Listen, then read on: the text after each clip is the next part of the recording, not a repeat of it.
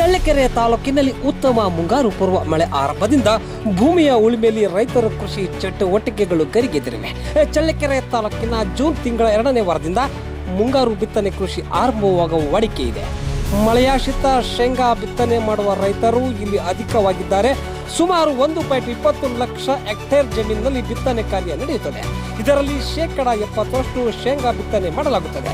ಆದರೆ ಇತ್ತೀಚಿನ ದಿನಗಳಲ್ಲಿ ಗಣನೀಯ ಪ್ರಮಾಣದಲ್ಲಿ ಶೇಂಗಾ ಬಿತ್ತನೆ ಕುಂಠಿತವಾಗಿದೆ. ಕಳೆದ ವರ್ಷ ಕೇವಲ 49,000 ಹೆಕ್ಟೇರ್ ಪ್ರದೇಶದಲ್ಲಿ ಬಿತ್ತನೆ ಮಾಡಲಾಗಿತ್ತು. ಮಳೆಯ ಕೊರತೆಯಿಂದ ಸಂಪೂರ್ಣ ರೈತರು ಬೆಳೆ ನಷ್ಟ ಅನುಭವಿಸಬೇಕಾಯಿತು. ಇದಕ್ಕೆ ಸರ್ಕಾರದಿಂದ ಸಿಗಬೇಕಾದ ಪರಿಹಾರ ಬೆಳೆ ವಿಮೆ ಯಾವುದೂ ರೈತರಿಗೆ ಸಿಗಲಿಲ್ಲ. ಬೆಳೆ ಕಳೆದುಕೊಂಡ ಸಾಲಗಾರರಾಗಿರುವ ರೈತರಲ್ಲಿ ಶೇಂಗಾ ಬಿತ್ತನೆ ಆಸಕ್ತಿ ಕಡಿಮೆ ಆಗಿದೆ.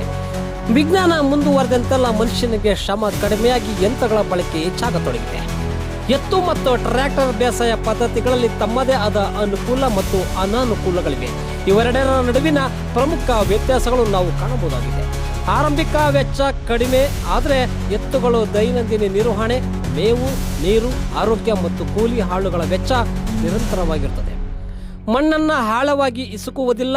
ಎತ್ತುಗಳ ಗೊಬ್ಬರವು ಭೂಮಿಗೆ ನೈಸರ್ಗಿಕ ಪೋಷಕಾಂಶಗಳನ್ನು ಒದಗಿಸುತ್ತದೆ. ಮೇವು ಮತ್ತು ಹೆಚ್ಚು ಸಮಯ ತೆಗೆದುಕೊಳ್ಳುತ್ತದೆ ಮತ್ತು ದೈಹಿಕ ಶ್ರಮ ಹೆಚ್ಚು. ಸಣ್ಣ ಹಿಡುವಳಿದಾರರಿಗೆ ಇದು ಸೂಕ್ತವಾಗಿರುತ್ತದೆ. ಅದರಲ್ಲೂ ಇತ್ತೀಚಿನ ದಿನಗಳಲ್ಲಿ ಮಡಿಕೆ, ಕುಂಟೆ, ನಗ ಹೀಗೆ ಕೃಷಿ ಪರಿಕರಗಳ ಮಾಡುವವರ ಸಂಖ್ಯೆ ವಿರಳವಾಗಿದ್ದು, ಇದು ಸಹ ಎತ್ತುಗಳ ಬೇಸಾಯ ಕಣ್ಮೆರೆಗೆ ಕಾರಣವಾಗಿದೆ.